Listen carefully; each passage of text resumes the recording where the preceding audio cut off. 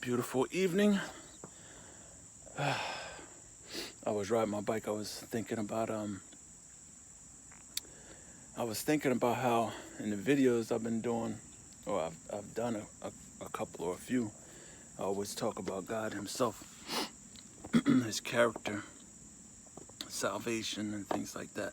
But I wanted to talk about this. First, there's so many interesting stories in the Bible. Oh my goodness, there's so many stories.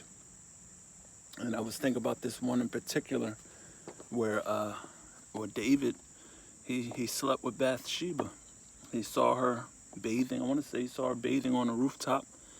And, he was a king at the time. So he wanted her, and he had her. He slept with her, even got her pregnant.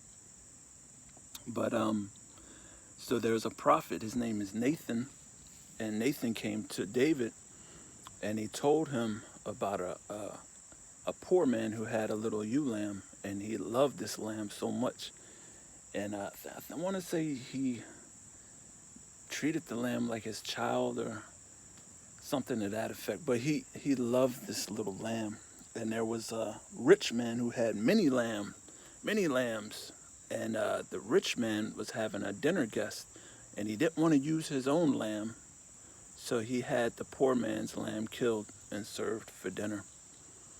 And so Nathan told this story to David, and David was furious.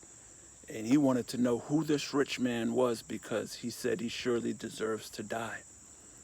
And so Nathan the prophet said, "You are that man."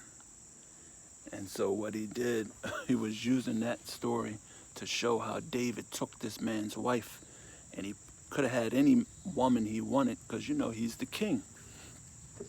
But he chose to have this man's wife. And so out of David's own lips, he testified that he deserved to die.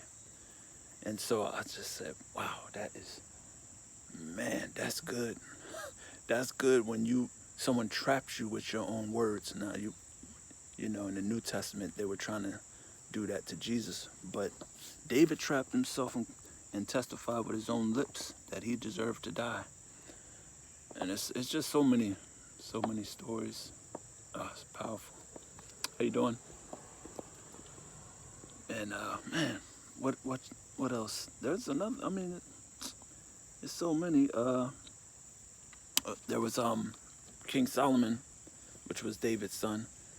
He asked for wisdom, and God was pleased that he asked for wisdom. He was glad that he didn't ask for riches, fame, or death to his enemies.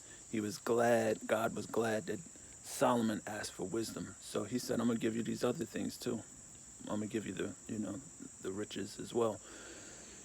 But so now I'm reading this. I'm like, okay, he's wise. All right. So 2 women come to King Solomon, and both of them were prostitutes. And one of them both of them had children a child the same age, a baby. Both of them had babies. One had died, and one was living. And they were both saying that the living child was theirs.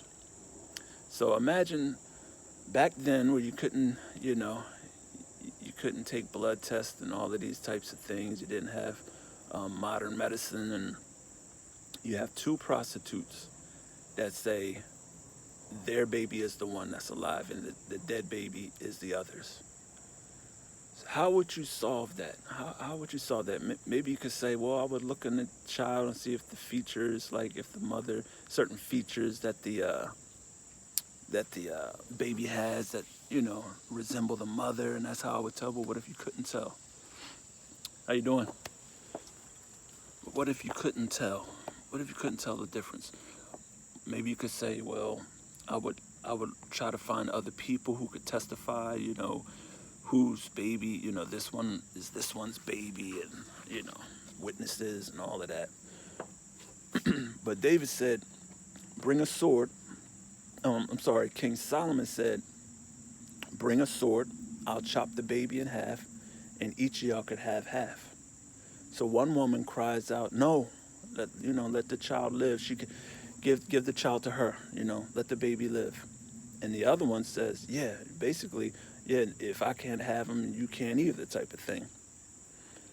So right there, King Solomon knew that the woman who's willing to give up the baby just so the baby could live is the mother.